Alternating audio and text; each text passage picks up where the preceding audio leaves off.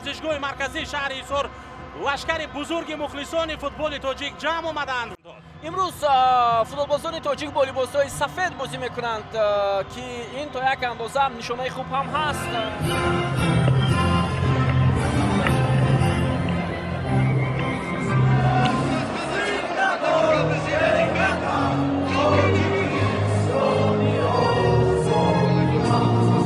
ندارد.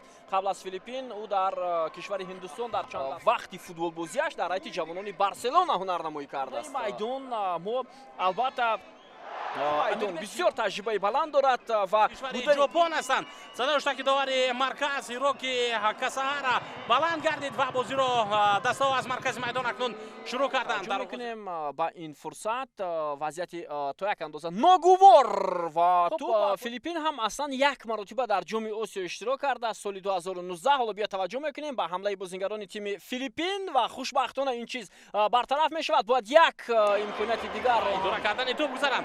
اشتباه سفرов در اجرای پاس. حمله نوبتی از طرف بازیگران منتخب فیلیپین. ضربه و صادق جان قربانوف این حالت را برطرف کرد. دفاعگران مرکزی اومدن برای زدن ضربه. ارسال به جریمه گاه شنیدید. نه این شروانی بود و اما ضربه او را دفاعگر با قدم انجام دادن. حالا ادامه حمله بازیگران فیلیپین پرتاب به جریمه گاه و اینجا باز یک خطای محافظتگران ما ضربه و گل. و این خطا از خط محافظه شروع شد. و بازیگران فیلیپین خودی بازیگران دسته فیلیپین و مخصوصا همون بازیگری که ما بالاتر اشاره کردیم تو با منوچهر سفرов رسیده وارد دروازه شد کردن. حالا حمله نوبتی از کنار میدان باز هم یک موقعیت خیلی عالی برای فوتبالبازان ما اما تو سب گرفته از شروانی محبتشویف.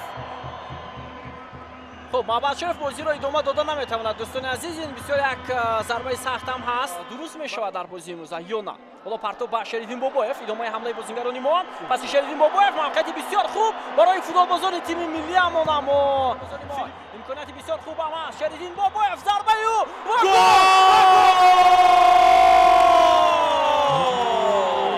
شریدین بابایف حساب 1-1 میشود در دقیقه 40. اساسی رو علیشر شکوروف انجام داد. بعداً توپ را با پرویز جان عمربایف ضربه شریدین بابایف و رسیش با پای بازیگری دسته فیلیپین نقش بسیار کلان داشت و در حوزه‌بان دسته فیلیپین بیا توجه میکنه به شریدین بابایف. پس یو احسان حرکت داخل جریمه گاه امکانیت است. ارسال بسیار بلند و چگونه اولی هنرنمایی میکند تبریز اسلام و پرتاب بسیار عالی ولی اینجا این لحظه ها ضربه از مسافه دور و تو با صادق جان قربانوف برخورد بسیار خوب اینجا و این حالت را برطرف کرد. امکانیت باید ندیم بازیگران ما. ضربه نوبتی و توپ در دست رستم یتیموف است. پرتاب از اوت حالت بسیار دشوار در پیش دروازه. امکانیت باید نداد و خوشبختانه ضربه اوورمایر زیکا ارسالی او نه این ضربه بود و این حالت رو علی جان برطرف کرد. از دست داد سفرov احسن صدای اشتراکی داور را انتظار هستیم. 4 دقیقه با انجام رسید و تمام